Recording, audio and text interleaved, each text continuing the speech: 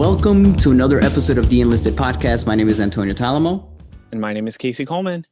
Folks, this is another exciting episode for us because this is a topic that I have prepared for more than any other podcast. Now, typically we banter, we talk about things, but Casey, I'm telling you, I think I put in about 20 hours of work for this specific topic. Which I'm glad you finally did. I've been begging you for years to watch some of these movies that we're going to discuss today. So for those at home, we will be discussing the top 5 Pixar movies of all time. This is going to be so hard. I may actually end up making a last minute switch because it was so hard. This was really hard. I felt like I was on the Titanic making these choices, and I only had a certain number of life vests, and I had a lot of family members, and I was like, well, I don't know how to choose. It was really, really, really difficult. But, Pixar is just known for essentially being the greatest, probably, film studio of all time. It is. And, you mentioned that I hadn't watched a lot of movies. So it's funny because I personally enjoy Pixar. I do.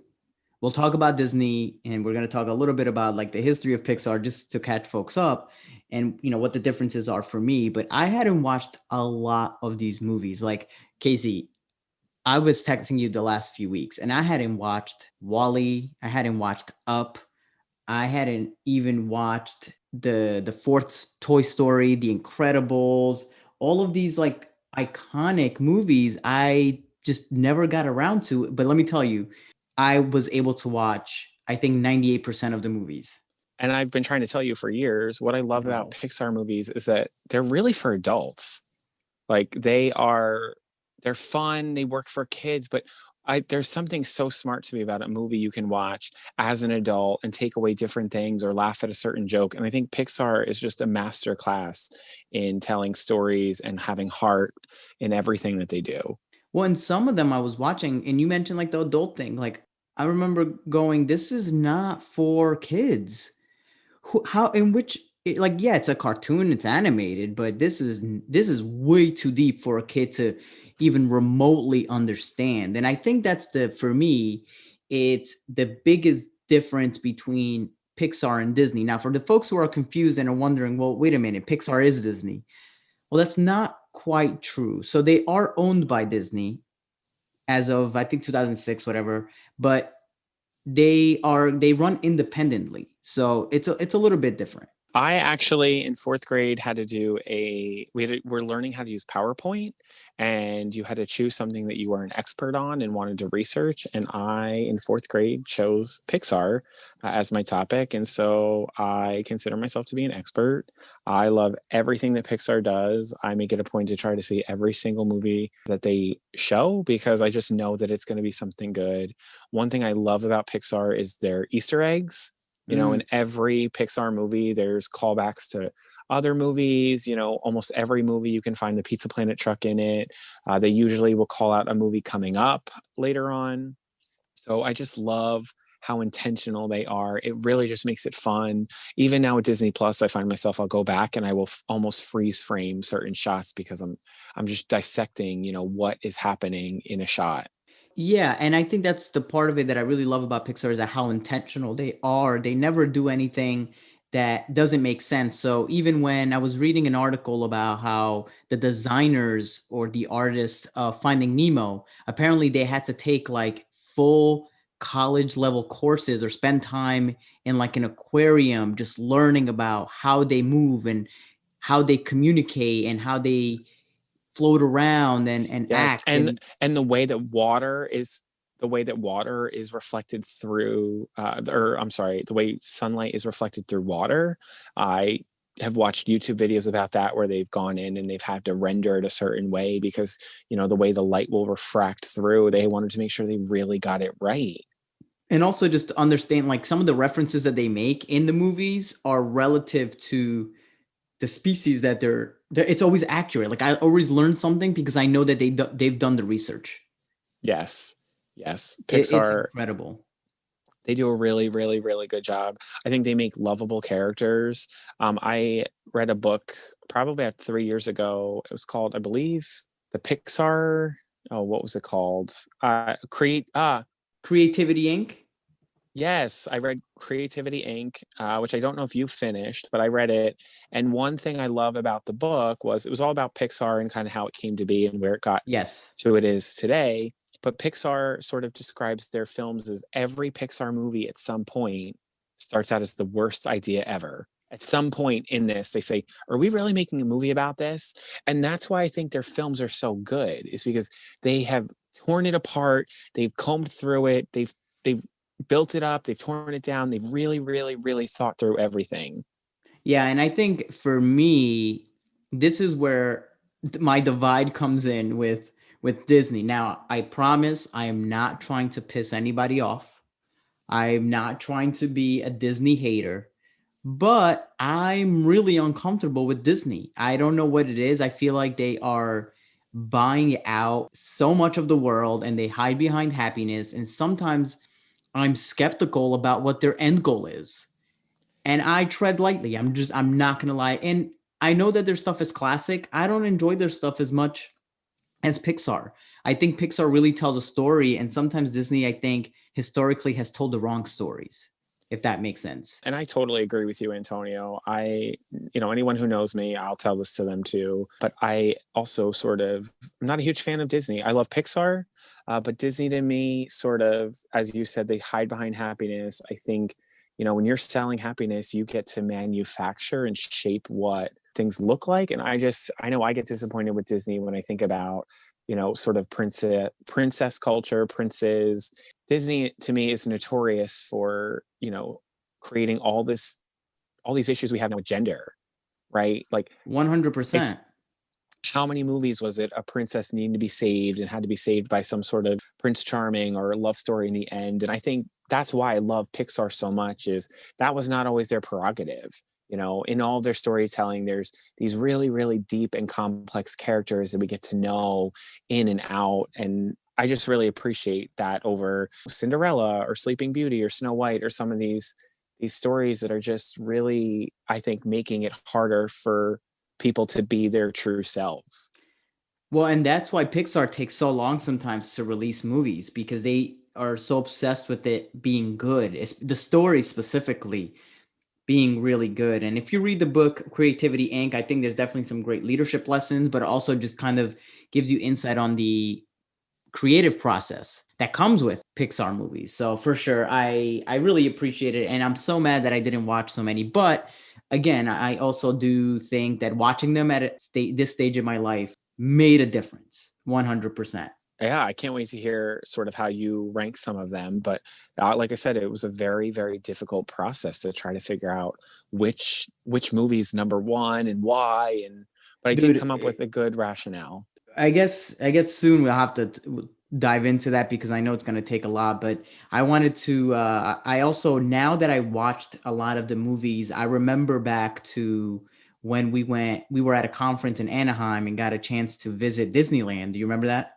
I do remember that. Full disclosure though, I had never been to Disney before. Like that was my first experience at Disney ever, and I was 28 years old or 29.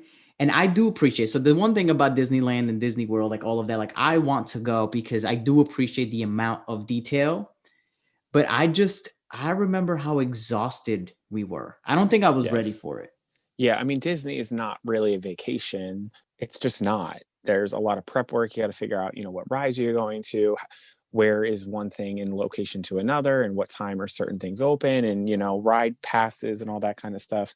I went to Disney World in fourth grade, Antonio, and let me tell you, I what a trip that was. I went with my sister and we spent probably like 9 hours in the miss. There was this store in downtown Disney and they had like a Mr. Potato Head, almost like Build-A-Bear, if you can imagine, Okay. where it was like a little box, you would get a potato and then you could stuff the box with as many like shapes as you could, and it was like some flat price of, I don't know, let's say it was $40. I have no idea how much it actually cost. So I remember combing through with my sister because they had like Mickey ears and different arms and like angry eyes and just all these different little pieces. Antonio, I must have combed through every single piece as if I was hand selecting the jewelry that I was gonna like give to the Queen of England.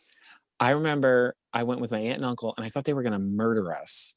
We spent hours in that store. And I remember like filling up my box and then I'd get up to the register and the cashier was like, "Oh, you actually have more room." Like, cause she'd cram more into the potato. So then I would get out of line, go back, and I just was so hell bent on getting as many accessories for this Mr. Potato Head that, I mean, that's one of probably my only memories from that whole vacation was how much time I spent trying to get every accessory possible for my Mr. Potato Head. That is definitely a story of a kid who comes from a broke family. That's what I hear, right? Because you're just trying to like for you it's important to get all of that stuff in there because Exactly. like you this is what I know about you, Casey. You love a good discount. I'm not trying to Yeah, digress here, but you are like a coupon god. I am. And yeah, I guess in theory, that's definitely what it was. It was just, it was so fun and I wanted to take advantage of it. And I was so just enamored by just the whole experience. And I will say Disney does a really, really good job of selling that experience, right? Like So good. even how clean their parks are, the garbage, just signage, the way they point with two fingers. You know, it really, really, really is a wholesome sort of experience, but it definitely can be exhausting. It was. I just remember the my ankles were sore for about 3 weeks. Yeah, we walked a lot that We day. did. That was, a lot of traversing we did, but I think nonetheless it was a fun experience. Not everyone gets to go to Disneyland with their coworker, but That's true. we had some fun. We had fun. So Antonio, do you know anything about the Pixar theory? I've never heard of the Pixar theory. You've never heard of the Pixar theory. So the Pixar No. theory is that all of Pixar's movies take place in the same universe. Interesting. Yeah. I don't understand how that could be possible. Yeah. So there's a timeline. You can Google it. If you Google the Pixar theory, you can come across it. But essentially, it's just this big, long timeline. And it outlines, from how each movie falls in chronological time. And I want to say maybe the first one right now would be Brave, or possibly Onward, and then the last movie I think right now is Wally, because of the Right. expanse of the galaxy and what it covers. But it's some really interesting stuff, and when they leave the Easter eggs in the movie, it kind of helps create that fodder, which is I think entertaining. And like I said, that's what I love about Pixar is their attention to detail is really strong. They do a really good job of really thinking things through. As I mentioned before about movies that are all Pixar movies sort of at some point come across as like a really bad idea. The example I used in the book was Ratatouille, right? Like a mouse that cooks, that's disgusting. That is a terrible idea. Yet Pixar has this power to just create a lovable rat. And you're like, yeah, anyone can cook, like who cares that it's a mouse and it's probably laden with diseases? Pixar just their magic to me is just it transcends almost anything else. And I feel so fortunate to live in a world that Pixar is telling stories because I think Pixar tells stories that need to be told. Yes, and I think that's what I appreciate the most about Pixar is the idea that they are showing you an alternate universe. And it's funny, it's clever. I mean, you want to talk about Wally. That movie hit me hard. That was the movie that I think left me in such a profound thought of going, "Oh my God." I mean, there just so much like the robot takeover, the fact that we destroyed the earth, the idea that there are folks on this planet that are all kind of like overweight, which I think is honestly criticism of Americans of It's these such a lazy, I know that that's not how they described it, but it was very evident to me.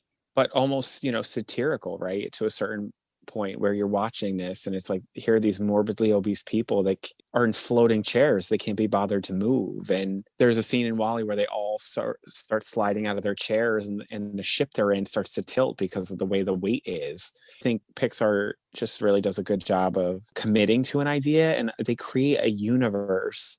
Almost every single movie, it's this world where it seems like they've thought out every single detail. Whether you see it on screen or not, it just feels like they have thought through every single thing possible. All right, so we might do some things a little bit differently this time because I think there's so much to cover with Pixar, and so I do want to discuss because I've watched these with fresh eyes. I've watched nearly, I think it's about 10 movies in the last 2 weeks, so I'm like fresh, right?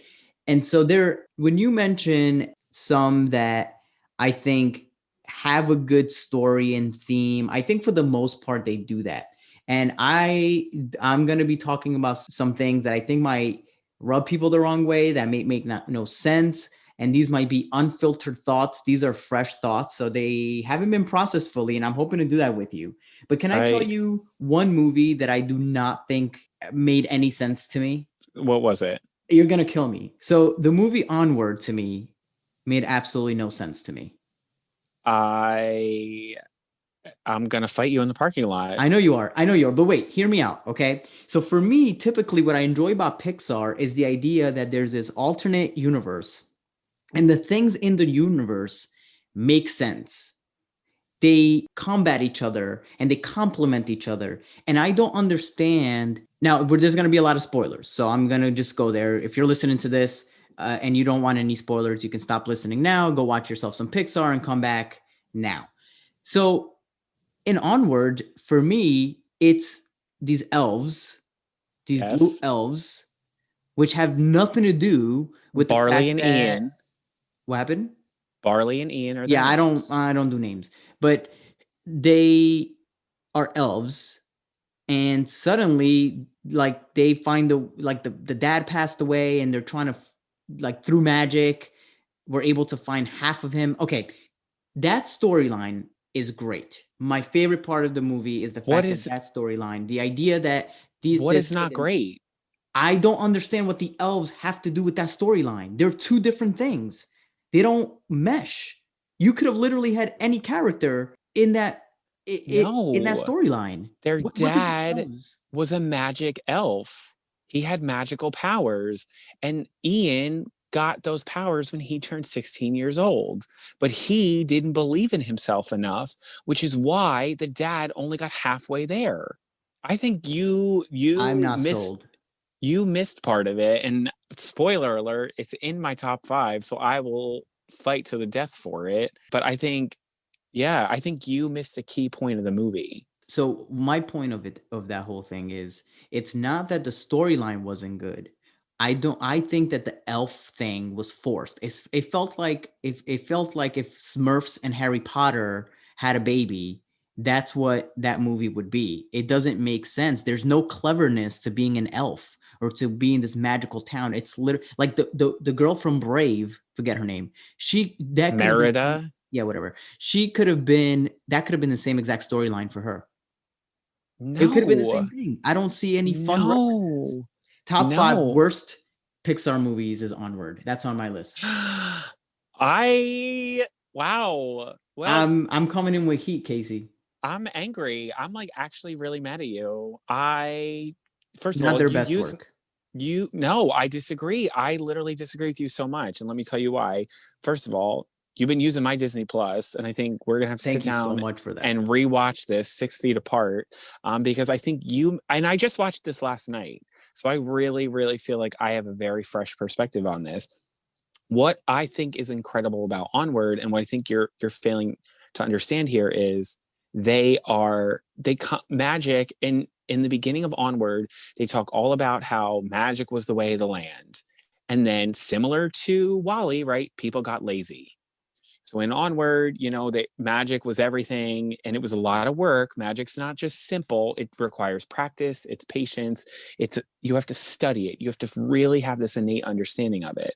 And so in Onward, as these magical creatures started to evolve over time, they got lazy. So a woman invents the light bulb, other things start to be created, cars, all this kind of stuff, replacing all of these popular things you would need magic for. And in the movie Onward, their dad had magical powers, and he left behind a way to be contacted after his death. And Ian, who has the magical powers, and his older brother, played by Chris Pratt, which is genius casting. Chris Pratt literally is that character. Didn't have he didn't Chris Pratt's character Barley didn't have he had all the no he had all of the wherewithal, if you will, but he didn't have the magical capabilities. So with them as brothers pairing up, they and go through this incredible journey of finding each other, themselves, life, all that meaning. I think you just missed that. I'm not saying it wasn't a good movie. Well, actually, I did. I did say it was the top five worst, but that's saying something because most of their movies are fantastic. But my point is, you started off with explaining it and understand and saying that it's about this magical that they got lazy. And I wish that there was more about that society. I didn't get much about the society. It just felt like we're gonna just throw some It was the whole elves in it. No, you were not paying attention. You I were paid not attention. paying attention in that movie. I just watched it last night. In that movie, they cover that. There's the Manicore restaurant where the Manicore works because she like has back problems and her wings don't fly anymore. And I think similar to like a movie like Shrek, I thought they thought everything so they thought it all out. I think you I don't know how recently you watched it, but I think you missed I something. watched it yesterday, actually. I Wow. didn't enjoy it. I'm not gonna lie. I thought it was heartfelt. I do agree. I just didn't like how the characters and the storyline. I don't think that they made sense. But that's my opinion. This is why we do this. And I'm sorry that you feel like you're gonna fight me outside. But Yeah. it's hard. It's hard. And this is why we do these conversations because I do think that with Pixar, everyone has an opinion on these things. And depending on how you view things, and even this, right? Like there, I can tell you this that I hardly cry at movies. Casey, you know this. I cry all the time. You've called me a robot, Yes. but I can tell you this that I've most of the times that I've cried in movies has been Pixar movies. Okay. I'm gonna expect when you give us your top five, you have to tell us if you cried or not. I will. I will. And ironically, at only one of the ones that I cried, no, actually, two of the ones that I cried at were on my top five.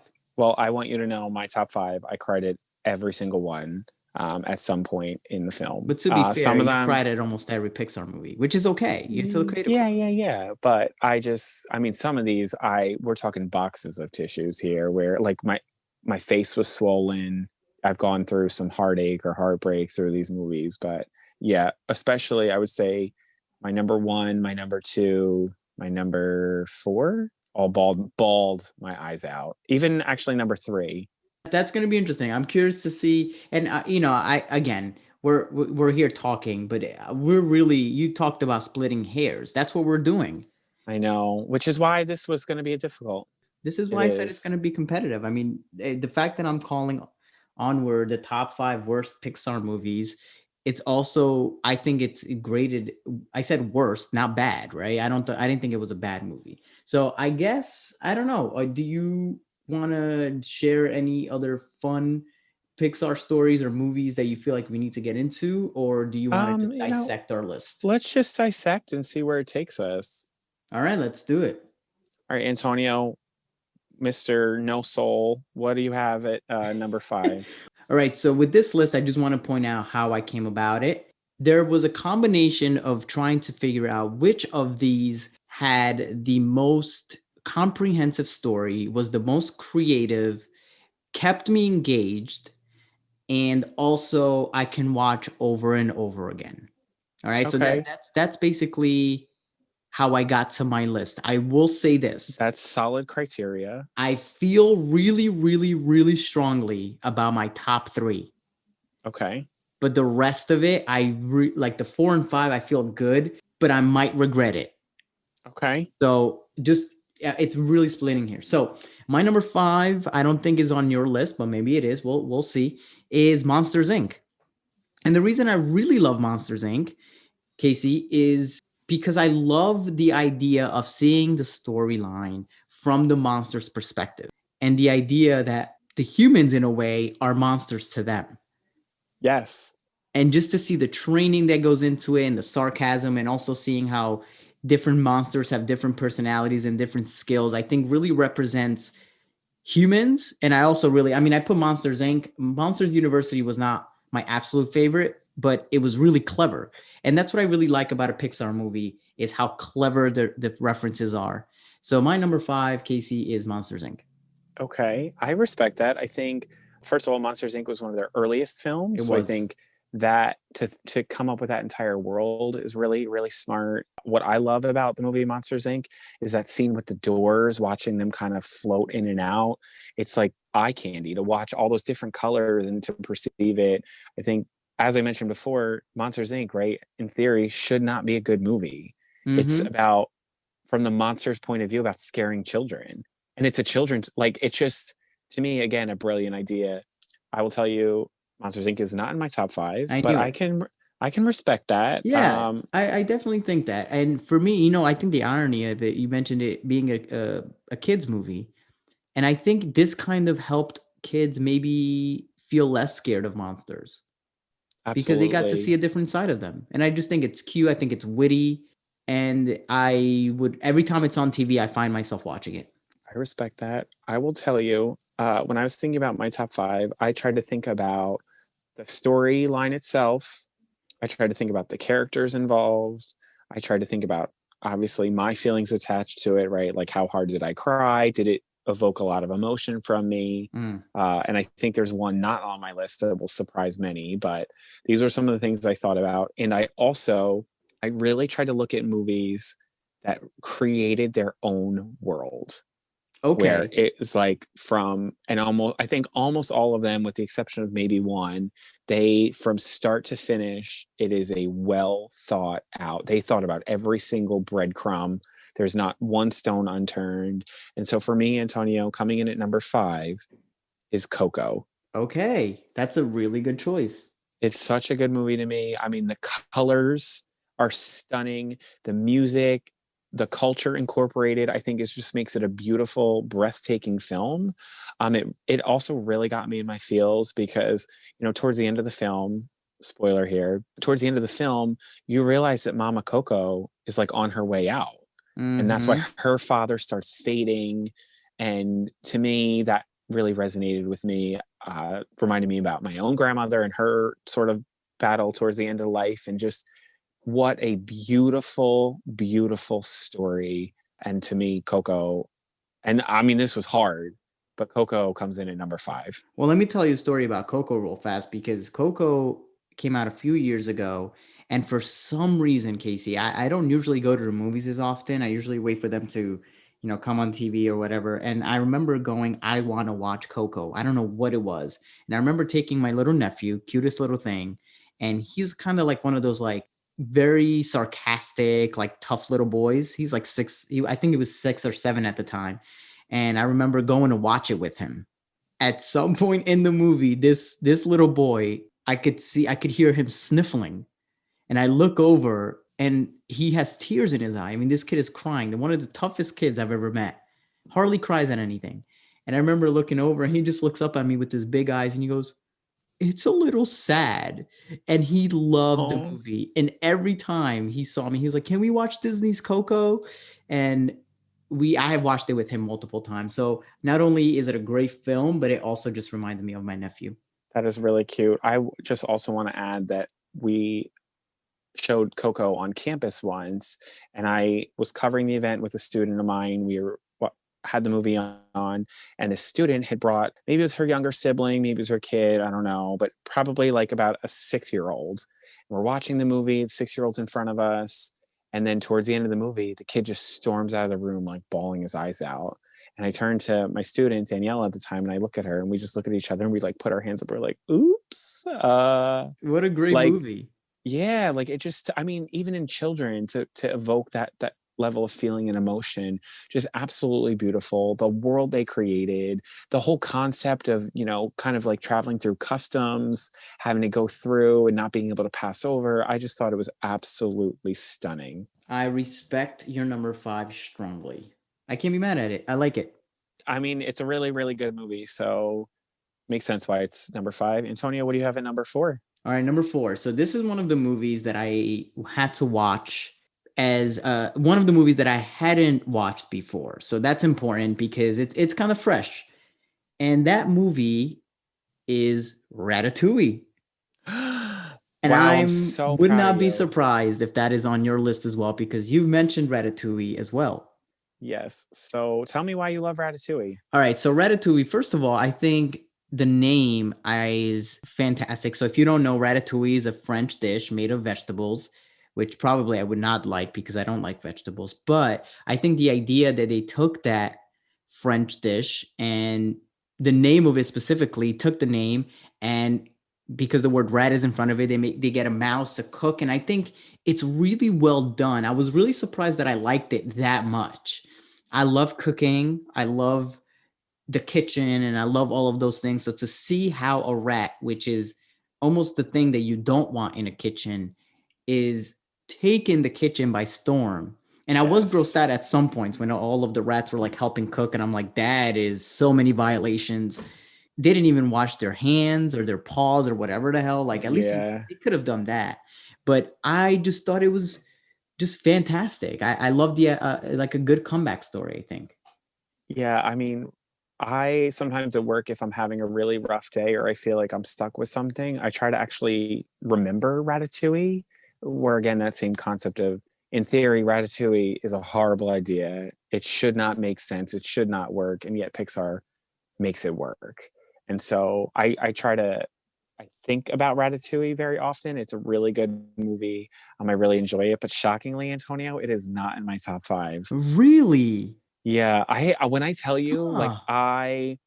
I think part of why it didn't make the cut for me is just because I was going off of like having my heart ripped out of my chest, feelings, crying, weeping. See, I mean, I get that. And at the same time, I also just like a good story. And Oh, from, the story's great. yeah, no, no, it is. I know that. And I'm just saying there are some that rip my heart out, but I was like, I don't know that I'd watch it again. And maybe that's because of the crying thing. But no, I'm really surprised that that's not on your list.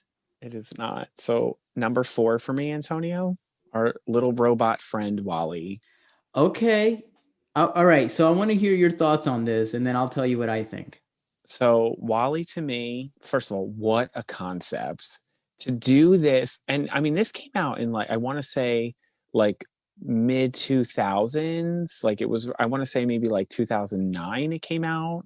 I'm not totally sure. I know, It's 2008. Yeah, you're right there. there you go, 2008. Like what a concept to come out at that stage in time, right? 2008, just what a concept. To me, Wally's one of the cutest Pixar characters to date. How Pixar was able to make the end of the world feel optimistic to me, they get points for that. And to me, why this is where it is on my list, Antonio, is because we were talking earlier in the podcast about what we appreciate as adults about Pixar movies is that they work for kids, they're adults, like they work for adults, there's all these messages, but the fact that there's hardly any talking at all in that movie, and it's a full length feature film, right? We're talking 127 minutes or however long the movie is, of almost no actual dialogue, and the fact that they were able to tell not only a story but a love story, it's a breathtaking film for me. I agree so much with that. When I started putting it on, so some of these I was kind of like doing other work, not fully because I really wanted to watch the movies. I will be honest. But when Wally came on, I had to put everything away because I wanted to pay. If you weren't watching, there was no way that you were going to pay attention and not miss something. What I will say about Wally, not the movie, but the robot, is it made me uncomfortable how much he loved the robot. Why? I don't know. Like, can you imagine that in real life? If a dude was that obsessed with you? But they're not. I wouldn't even try to make them people because they're not people. No, but I see them as beings. And so But think about how lonely Wally was. He spent he was very lonely. his whole life, Antonio, Dude, thinking it that was he so was clear. alone. It was so So clear how lonely he was. so yeah, I mean, he jumped on the first thing with a beat, if heartbeat or pulse or a vibration, I guess, really. I don't really think about it that way, and I'll choose not to because I want to have Wally in my good graces and my positive memories. But I just think there's something so beautiful about that film. And like there's that scene where they're kind of like floating through space and he's, using the fire extinguisher. And I just think it's such a beautiful, beautiful story. I'll tell you what, that was one of the ones that was flirting with my number five. And as we talk about it, in theory, I think I might have put Wally at my number five. I don't know. Monsters Inc. I still love, but Wally was just, it was really, really good, Casey. I agree with you. And just like I said, there's almost no dialogue. That's impressive. Yeah, I thought it was the deepest movie of Pixar. I think it was very brave. And just to think about a robot that cleans up trash on Earth, and then all, I guess for me, it was also how the robot takeover was about to happen. This Yeah. idea that they were, Just going out to look for vegetation and eventually they would go back, but that wasn't the case. So the humans had to revolt against the, like that for me was, and it was well done. It was funny and clever and cute mostly. there you Very go. calming. All right, sir. What do you have at number So my three? number three, I think I would categorize as the most thoughtful, no pun intended, of all of the movies. And this is also one of the movies that I cried really Okay. hard, and that is Inside Out. And I Bravo. think that is one of the ones that may surprise a few people because I know there's a few that I still have not mentioned, but obviously I still have two left. But here's why. So I was a psychology and counseling major, and I think seeing them explain how they imagine the inside of our brain to work, I think is almost, it's really close to how memory works, how, as they call core memories, as our emotions and how our life shapes all of that. I think the most clever of the movies and the most studied of all of the other concepts. And my favorite part is one, they have something called headquarters, Everything about that movie, Antonio, is flawless. train of thought, Oh, I love it. You never know when it's going to phenomenal. come.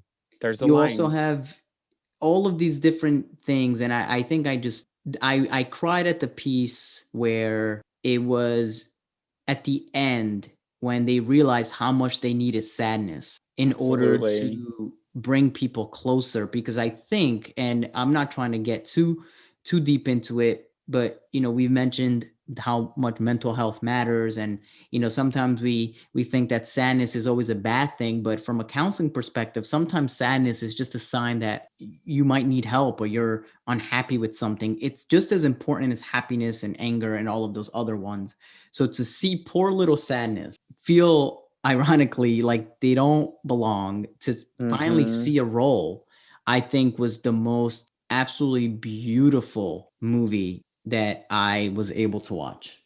I totally agree. I will say, Antonio, I have Inside Out at my number two. Okay. And what I love about the film, I mean, just to echo some of the things you said, they gave feelings. Yes.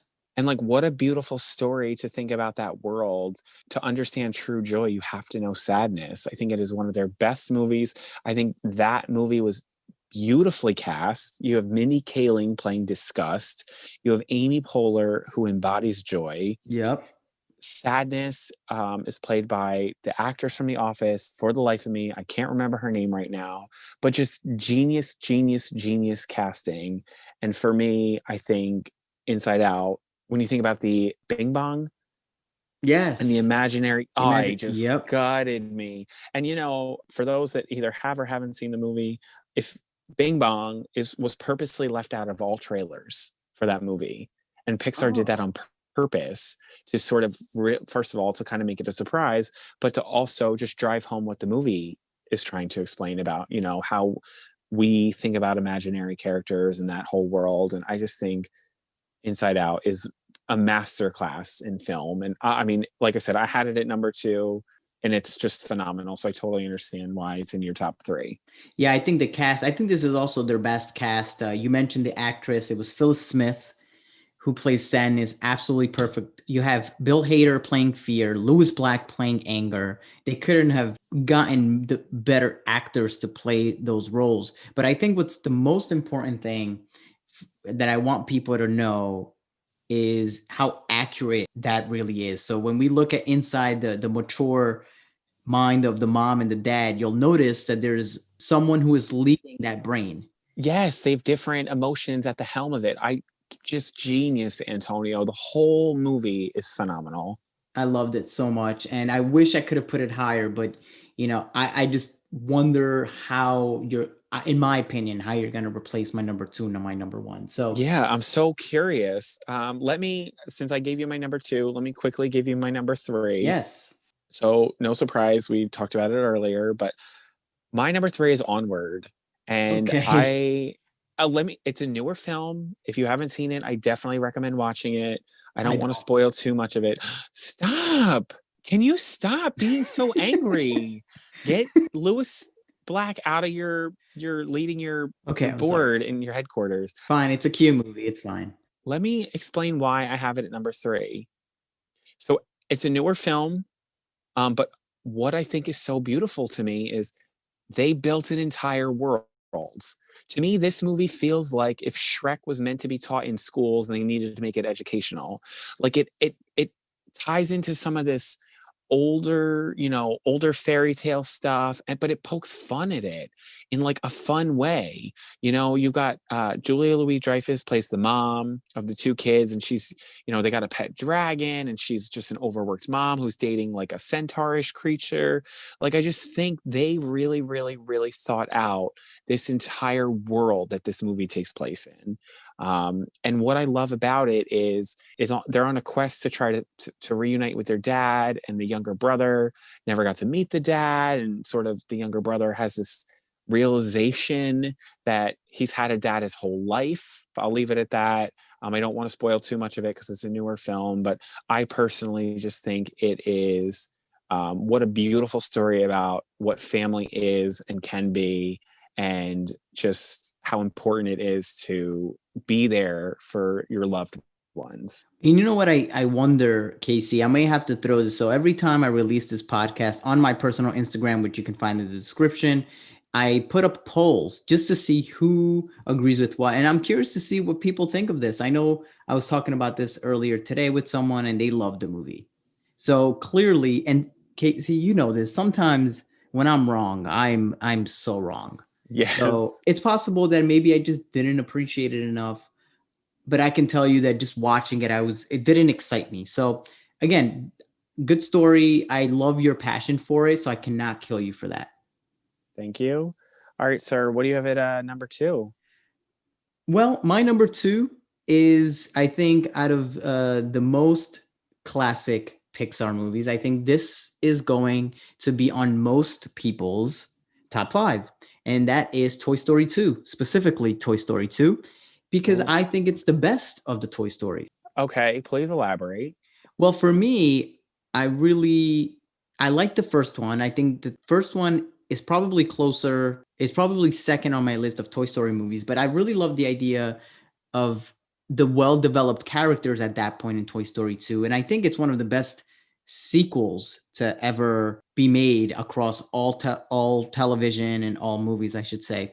So for me, I love him being trying to get rescued by other toys and kind of starting to see how Andy no longer wants to play with him, but not quite to that point yet. So it's kind of like that perfect in between the first and the third. So for me, that's, I don't know. That one specifically cracks me up every time. Okay. Interesting. Interesting. You thought you I knew if me, I huh? I thought I did. And if I had to rank all the Toy Stories, I don't know. Toy Story 2 would definitely not be in my top two. Interesting. Which one would it be Yes. then?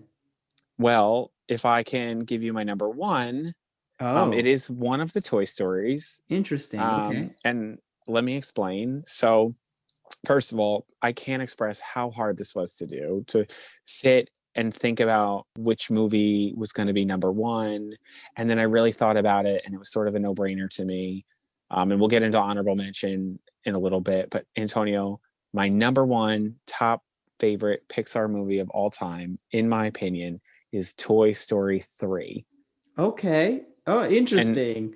let me tell you why. So, again, similar, what I appreciate about the Toy Story series as a whole in Pixar, first of all, Pixar is not one to really do sequels. Disney was more of a sequel pusher, and early on, they were sort of contractually obligated to do a couple sequels here and there. But Pixar sort of stood firm in their ground. And even when you look at all their movies, they've done a couple prequels, they've done a couple sequels. But what I love about the entire Toy Story series is that they stick to the time. So what I love about Toy Story 3 is Andy was college aged. Like he was Mm. getting ready to go to college. They didn't act as if 6 months have passed. They didn't act as if they followed true to the calendar of time. And why I relate so strongly to that movie is I'm Andy. I went to college that same year. It came out in June. I graduated high school in June. I started college in the fall. I was Andy. And what I just found so movingly beautiful about that story was it's all about growing up, Antonio. It's all about moving on. And to me, Toy Story is just, first of all, one of the greatest film series of all time. 100%. There's no kid out there that's ever seen that movie and then not try to see if their toys move when they're not there. You would be lying if you've never tried it. 100. I Um, tried it. and what I love about Toy Story 3 in particular is just how beautiful it is, this idea of moving on, growing up, sort of what is your purpose in life. And in that movie in particular, I always describe, so I always cry when I watch that movie. And this is why. So as the toys, you think they escape the daycare, they're in the dumpster, then they're possibly going to get burned alive, which again, very dark, very heavy for a Pixar movie. But there's just this scene where they're all going down that trash chute, like getting closer and closer to the fire, and they all hold hands. And so for me, that gets me, like if we're on a roller coaster, I'm working my way up to crying. The tears are in my eyes, but they haven't fallen yet, right? Then the toys get rescued. The tears just kind of sit there.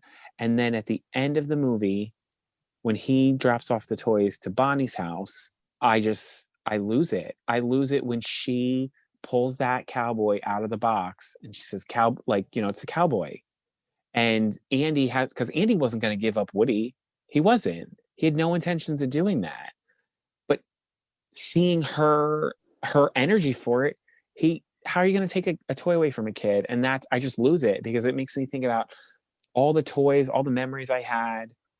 I just think it is an absolutely beautiful and flawless story. I think it's the right amount of funny. I love the color of it. I just love everything about Toy Story 3. I think it's a flawless movie. Well, and I think that's a beautiful description. And I think again, I think you might have convinced me that three might be better than two. And I think it would still hold true in the number two spot, whether it was Toy Story 2 or 3. But I also hear that it sounds very personal to you. So it's, I mean, the movie itself is beautiful, but I think the fact that you can relate to it in so many ways says more about the movie and its relationship with you than the movie itself. Absolutely. And that's what the point of a movie is, right? To It to is. to feel that connection and that joy. So, sir, I think I could guess what your number one is, but I'd rather you tell us. I'm curious to see what you think. If it's not the one I'm thinking of, I don't know who you are as a human being, and we have to reconsider our entire relationship. But So this could be the episode. So this could be the episode, folks, where our relationship may be tarnished. I'm hoping that it's up. Casey, I think we downgraded. I think we downgraded hard. And the reason I say that is because you once gave me a gift related to this movie that is on my number one. I'm And I'm actually disappointed wait. because my number one, Casey, is Coco. Duh. Oh my god, of course it is. And I I'm gonna tell you why. And I tried to underreact at the fact that it was your number five Okay.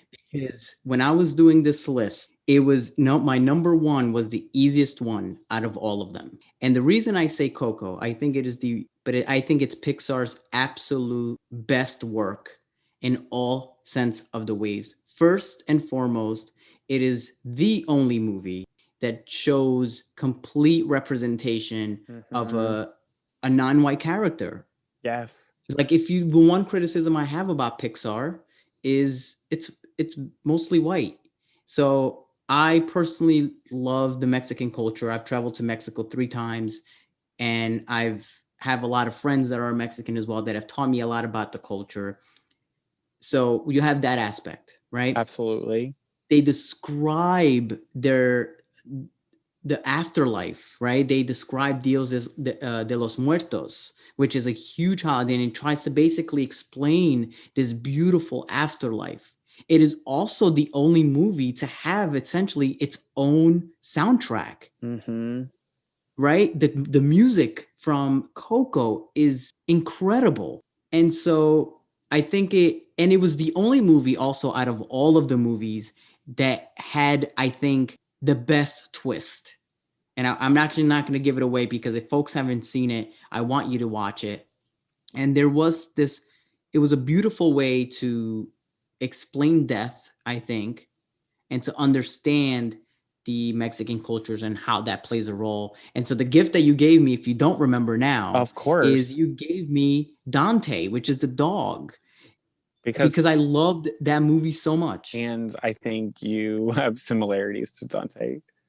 I'm definitely Dante, Um, I 100%. do want to say, I, I feel like I need to clear this up because I won't be able to sleep tonight. I would have guessed Coco, but I just assumed because you didn't really say anything when I brought it up that it just didn't make the cut. And so the reason I brought up was because of just some of what's going on with your life personally right now with your family and everything. I just assumed that it would be there, and I should have really taken a moment and a breath and a beat and thought of who you are, and well, I would have absolutely known that Coco was number one. Yeah, Coco, I've watched multiple times. I also know that they've done a lot of research. So there's a scene when the kid, and I forget his name off the top of my head, I'm Miguel. sorry. Miguel. Miguel, yes, thank you. He walks into the afterlife, he makes his way there, and there's this beautiful scenery which apparently represents the different eras of Mexico, like the pyramids and all Mm-hmm. of those things. And it like incredible detail. So if you're not watched it, please watch it. But let me tell you about Up, because I guess we're going to talk about honorable mentions now. Yes. I 10 minutes into Up, I cried. Wow, I'm happy you cried. 10 minutes in. 10 minutes in, I was like, I don't know if I'm going to be able to do this rest of the movie. I think the reason why I think it would have cracked my top 5. It was between Wally and Up. I Mm-hmm. think the story, I think the beginning part was, I wish that it lasted a little bit longer. Yes, I And then totally. the middle of it, I think was weird. Like the dogs that could talk was Yeah. cool. It was fun, but the way it ended to me, I I sobbed when I saw that house that ended up being where it needed to be, and watching him make a sacrifice for Yes. this kid who didn't have a father. Oh my God, bald. And again, this is you mentioned this earlier, but it's like picking your favorite children. Yeah, it was really, really, really difficult. Any others in your honorable mention? Yeah, I mean, I had Wally, I had Finding Nemo. You know, believe it or not, Casey, you know who made it into my honorable mention? I don't think it would make my top 8 even, but maybe top like ninth was The Incredibles. I watched it and I was surprised at how much I enjoyed it. Really? I was never super impressed with The Incredibles. I just felt like it's a G-rated superhero movie.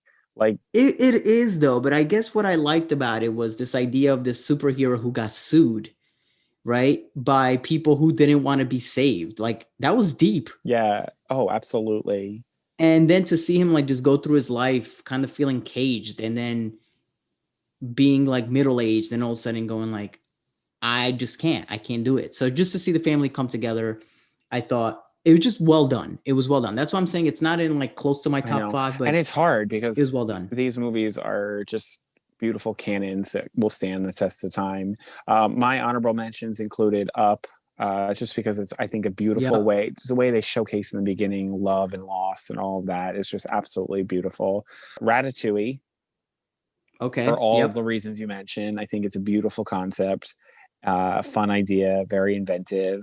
Finding Nemo is up there, especially as one of their earlier films. Just Yep. how beautiful it was. This idea, this man would travel the ocean to see his kid and to get him back. And I think everybody at some point in their life has quoted P. Sherman, 42, Wallaby Way, Sydney, Australia.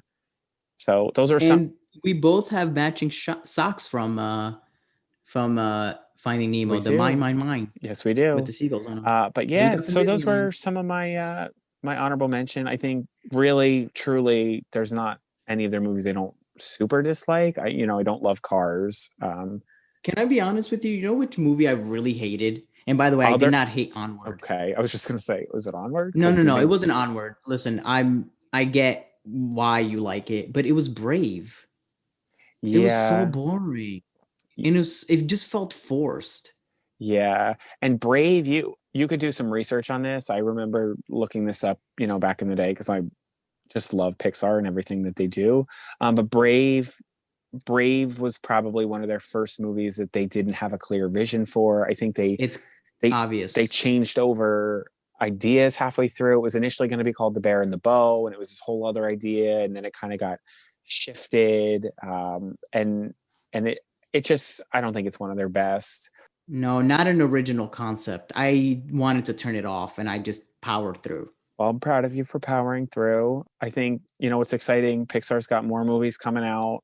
They promised in the next couple of years to only release original films. So I just imagine we're only going to be getting better and better movies as time progresses. Well, I'm excited for that. And I'm really glad that we did this. This was really hard. But do you think that our relationship has tarnished? I mean, I'm a little hurt about Onward, but maybe that's because I don't know, siblings. It's weird, but I think I will try to get you to rewatch it with a more open mind, I'll try. and appreciate it from a deeper level. But yeah, we can still be friends. All right. Yeah, we can still be friends. I will say that this is the only episodes where I feel like a relationship tarnished. I feel like you went at me with Onward and you didn't guess my number one. I know, Coco, duh, So good. So it good. is phenomenal. So if we did anything, folks, we want you to go out and watch some Pixar movies. Yeah, feel good, laugh, cry, pause the All of movie, those. see what you notice, and have a good time because life is stressful and we all just want to feel a little bit better about ourselves. That's right. So, folks, thank you so much for listening to us banter on another episode of the Enlisted podcast. My name is Antonio Talamo. And I'm Casey Coleman. Peace. Bye. Thank you for listening to the Enlisted podcast. Want more of these podcasts? Be sure to click the subscribe button and leave us a review with a suggestion of what you'd like for us to debate next. Until next time.